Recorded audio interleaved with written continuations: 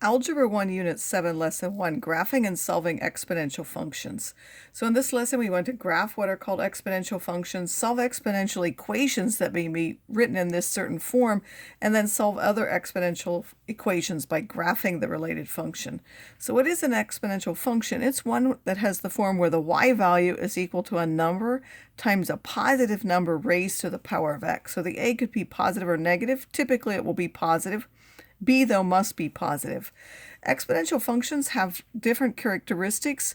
So if we want f of 0 and we put 0 in there, b to the power of 0 is 1, so that will simply give us a. So it goes through the point 0a. They have an asymptote of the x-axis, generally, if there's nothing added here. If you add a number, it will be shifted up to whatever that is. If you subtract a number, it will be shifted down to whatever that number is. But in general, it is the x-axis, meaning it gets closer and closer to the x-axis, but never crosses it. That's what an asymptote is, as it moves away from the origin. All exponential functions are either increasing or decreasing. So this one is pictured as increasing. That will be when this number is a number more than 1. And this one is decreasing. That's when this is a fractional value, a true fraction where it's less than 1. That's for a positive. When a is negative, it switches. This would be a decreasing function because that would be reflected across the x-axis. And then here, when we have a fraction, that would actually now be an increasing function if it were reflected across the x-axis. But in general, these are what we're going to experience because we're typically going to look at a positive. Again, if you add a number, that causes an asymptote of y equals c, moving it either up or down to that value. Now, how are we going to graph them? Well, we're going to choose values for x, typically minus 3 to 3, and put them into that function for y. And then we will either calculate them by hand, or we can use the table feature to do that. So here it says, without graphing on a calculator, sketch the graph of each exponential function or transformation of one. Show any asymptote other than the x-axis. Well, because this one has nothing added or subtracted, it will have an asymptote of the x-axis. And now we could put in these different values like this ourselves, which isn't difficult to do, or we can also put them into our graphing calculator and put them in the y equals.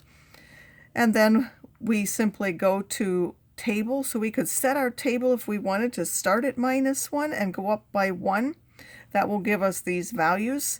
Then when I go to table, I'll have 5, 2, 0.8, and 0.32 as I see in the table. So we have 5, 2, 0.8, 0.32.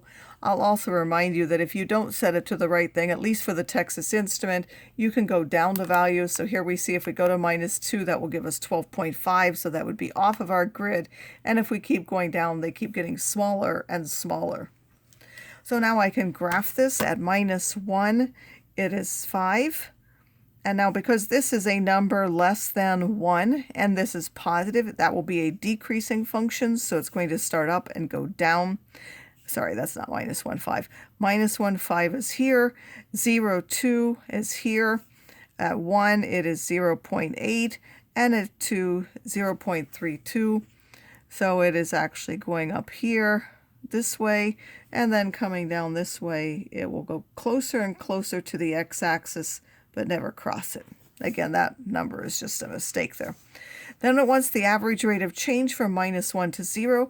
Keep in mind that that is the slope of the segment. So here at minus 1, this is the y value. And at 0, we really just want the slope of that segment, which we can see is going down 3 and across 1. So that would be a minus 3. Or we could use the y values. If we start with this one, we would take a difference in the y values, and then because we put the 5 first, the x that goes with it has to go next. That's 3 over minus 1, which is minus 3, matching the slope of that segment. Now, how does that compare to the average rate of change of this function? Well, this is a linear function, so its average rate of change is just the slope, which is minus 0.4, and we see that this one would decrease faster than this line because its average rate of change is more than it in absolute value. On this next page, we have another function. We have y is equal to minus 2 times 5 to the power of x plus 1. Again, we want to calculate those easily. We could calculate them that way, but I'm again going to put them into this function. So I'll clear out my old one. I put a negative 2 times 5 to the power of x, and then I will add 1. Remember that adding that 1 on the outside will shift everything up 1. So instead of having the asymptote at the x-axis, it will shift everything up 1 and go to the horizontal line, which is y is equal to 1.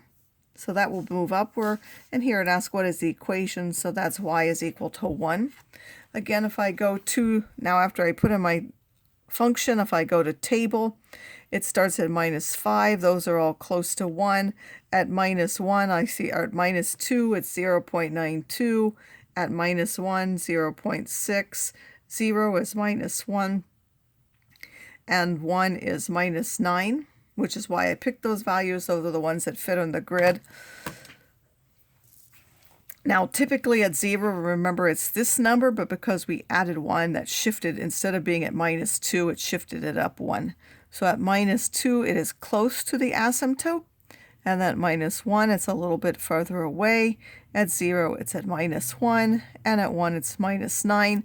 Again, this is a decreasing function. Typically for this would be an increasing function because that 5 is more than 1, but because we have that negative, it's been reflected across the x-axis and will now be a decreasing function. Again, it does not cross that line y equals 1 because that's an asymptote.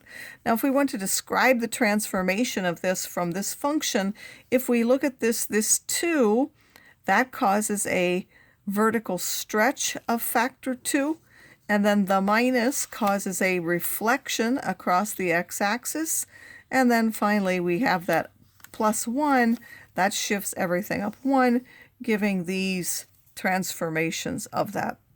Now, all exponential functions are increasing or decreasing, but they don't, some of them go faster and some of them go slower than others. So how do we know just by looking at that function?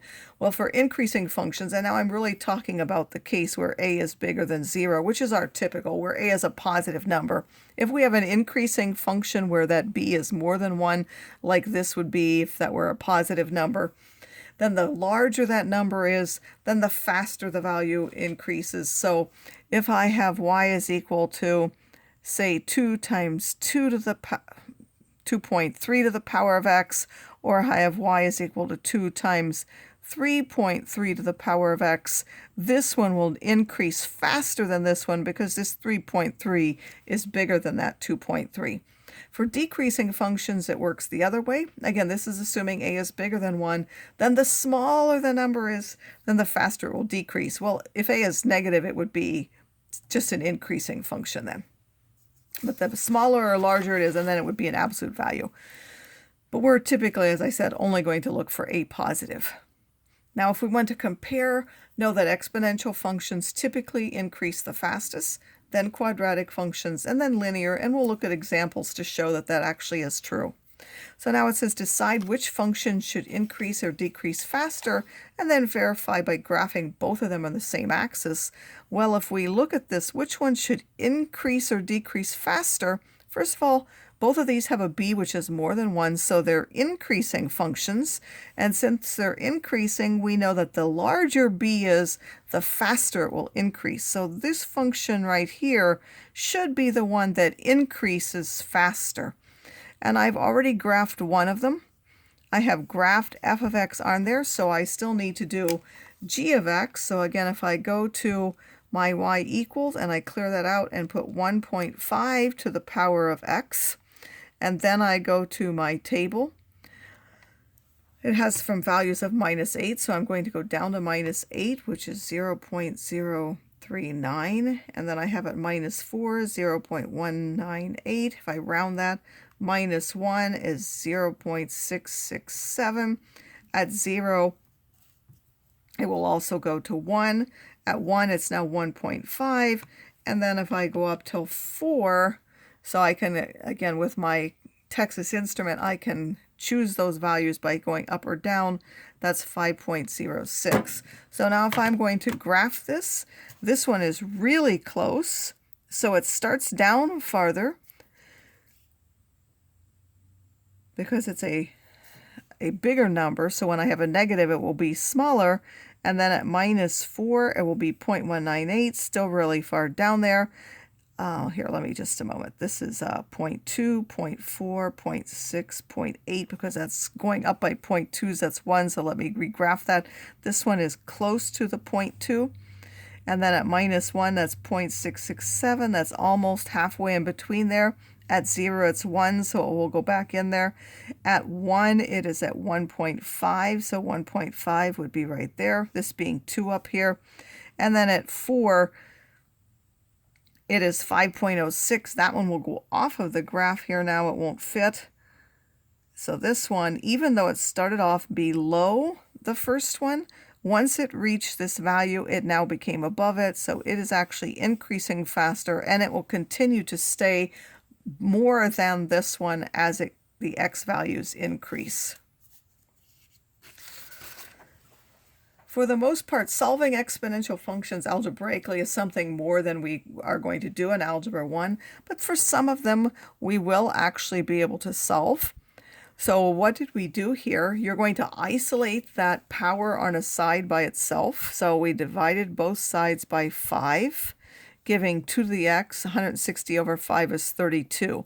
And then you're looking to figure out what the power. So you can use your calculator if you don't know them. 2 cubed is 8, so you're like, I'm trying to find 32. 2 to the 4th, sorry, is 16. 2 to the 5th is 32, and you're like, oh, okay, that's the one. So we replace the 32 with 2 to the 5th, and now because they have the same base, the only way that they can be equal is if the powers are also the same. So what is the first thing we'll do here to solve this? Right, we're first going to divide by 2. So if you take that and divide by 2 on your calculator, just so that you know, if you want to calculate that, that's 250 divided by 27, and then you're dividing also by 2. Then if you want to change that back to a fraction, you go math, fraction, fraction, at least on the Texas Instrument. So on this side, we get 5/3 to the power x, and then on the right side, we get 125 over 27. And now we're looking like we did here for the power. We could try them, or we can say 5 to what power will give me the top number, or 3 to what power will give me the 27. You might know one of them. For example, you might know that 3 cubed is 27. So if we try 5/3 cubed, we will see that that gives us 125 over 27.